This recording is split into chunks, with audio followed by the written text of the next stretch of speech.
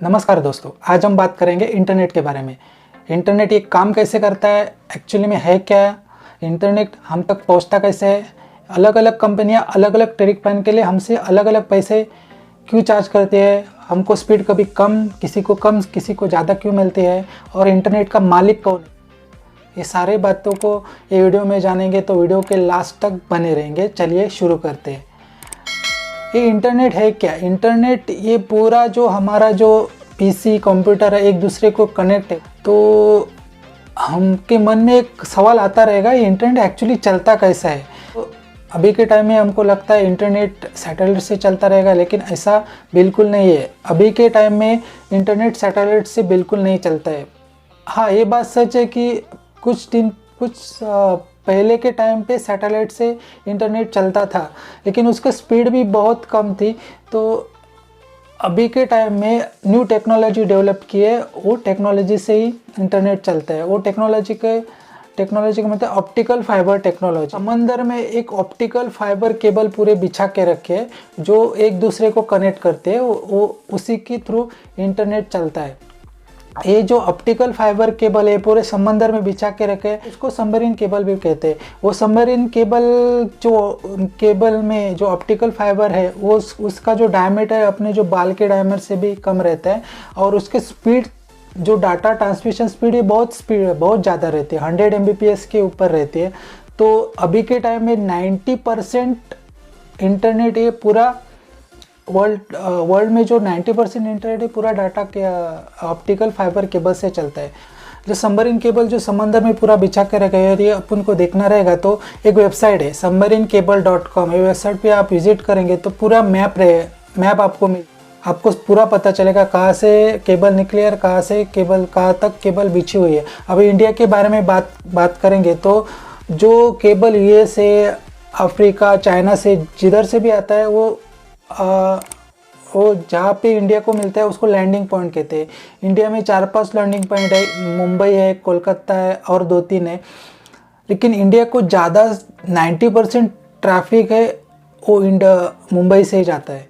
तो ये सब कंपनी जो पूरा समंदर में जो केबल बिछा के रखे उसको Tier 1 कंपनी कहते हैं।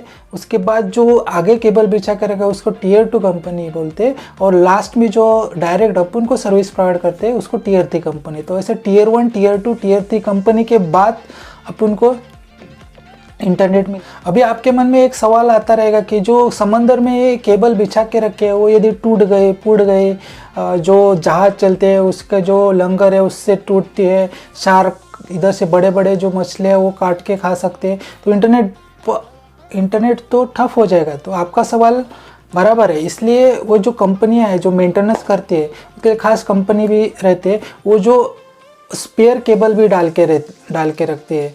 तो यदि एक केबल भी टूट गई तो वो जल्दी से जल्दी उसका मेंटेनेंस करते हैं, या स्पेयर केबल है वो केबल से ट्रैफिक निकाल देते हैं। ऐसा वो इंटरनेट चलता है।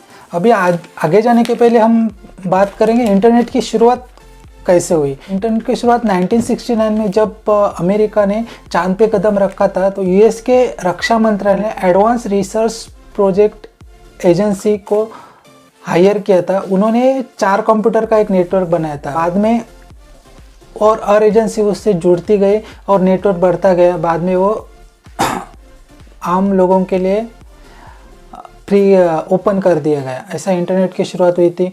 और इंडिया में 1995 में गवर्नमेंट कंपनी है BSNL, उन्होंने इंटरनेट की शुरुआत की थी। उसके बाद में एयरटेल, जियो आए। तो अभी आपको पता है अभी सबको इंटरनेट मिल रहा है। अभी इंटरनेट काम कैसे करता है? यदि आप बोलेंगे इंटरनेट तो फ्री है, इंटरनेट से डाटा कम्युनिकेट करता है, लेकिन एक्चुअली इंटरनेट काम कैसे करता है ये जानने के लिए 3 चीज़ों के आपके ऊपर हमको ध्यान देना पड़ेगा।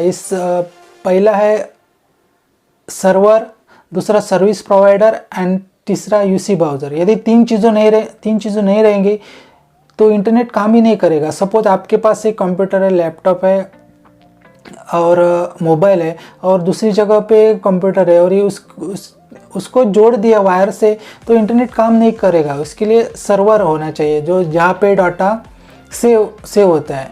जैसे कि हम व्हाट्सअप यूज़ करते हैं, फेसबुक यूज़ करते हैं, तो यूएस, उसका जो सर्वर है यूएस में है, ये बड़े बड़े सर्वर है, उन्होंने वहाँ पे डाटा स्टोर होता है, ये सर्वर है। उसके बाद सर्विस प्रोवाइडर जो हमको सर्विस देते हैं वो सर्विस प्रोवाइडर है। और तीसरा यूसी ब्राउज़र, हम जो ब्राउज यूज़ करते हैं लैपटॉप में हम देखेंगे तो क्रोम ब्राउज़र, उधर से हम इंटरनेट ऑपरेट करते हैं, इधर ऐसे तरह से इंटरनेट चलता है। तो इंटरनेट, अभी व्हाट्सअप के बारे में बात करेंगे। अभी यहाँ पे मुझे मेरे फ्रेंड्स को बगल में बैठा है, तो हम व्हाट्सअप पे कुछ मैसेज करते हैं, हाय मैसेज करते हैं, तो हमको लगता रहेगा हमारे मोबाइल से मैसेज चल के उसके मोबाइल में चला गया, लेकिन ऐसा नहीं है दोस्तों। जो मोबाइल हम हाय करते हैं वो पूरा जो मैसेज है अपने मोबाइल से टावर तक जाता है, टावर के बाद वो केबल से वो सबमरीन केबल पे जाता है। हमको पता है कि व्हाट्सअप का जो सर्वर है यूएसए में है, तो वो जो मैसेज है वो टावर से जाता है, टावर से सबमरीन केबल से, मुंबई से, कोलकाता से, कहाँ से भी निकल के यूएस के सर्वर में जाता है। सर्वर में वहाँ पे प्रोसेस होके उसमें जो बाद में वो सिग्नल भेजता है वो सबमरीन केबल से टावर में आता है, बाद में अपन हमारे फ्रेंड को मिलता है। इस तरह से इंटरनेट चलता है। तो दोस्तों आपको अभी पूरी पता चला रहेगा इंटरनेट कैसे चलता है, इंटरनेट का मालिक कौन है। इंटरनेट का मालिक, इसका आंसर हाँ भी है, नहीं भी है। बहुत सारे एजेंसी काम करते हैं, तो इंटरनेट का मालिक एक्चुअली एक मालिक कौन नहीं है, तो बहुत सारे एजेंसी उसके लिए काम करते हैं। इस तरह से इंटरनेट चलता है। और जो 1% इंटरनेट है वो अभी भी सैटेलाइट से चलता है। जो सीक्रेट एजेंसी है वो सैटेलाइट्स के थ्रू कम्युनिकेट करके इंटरनेट चलाते हैं, लेकिन हम आम लोग वो इंटरनेट को एक्सेस नहीं कर सकते, क्योंकि वो जो खुफिया जानकारी है वो आम लोगों के बीच में वो देना नहीं चाहते, इसलिए वो सीक्रेट रखते, तो हम उसको एक्सेस नहीं कर सकते।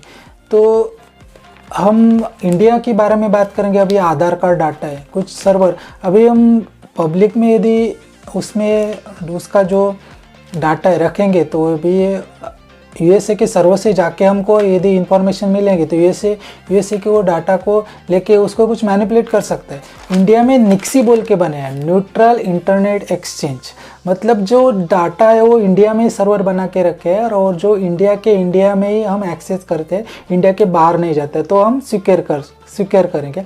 वो निक्सी बन के बनाए, न्यूट्रल इंटरनेट एक्सचेंज। इसी तरह हम इंटरनेट एक्सेस करते हैं। अभी के टाइम पे बहुत ज़्यादा स्पीड है, लेकिन पहले के टाइम पे स्पीड भी बहुत कम थी।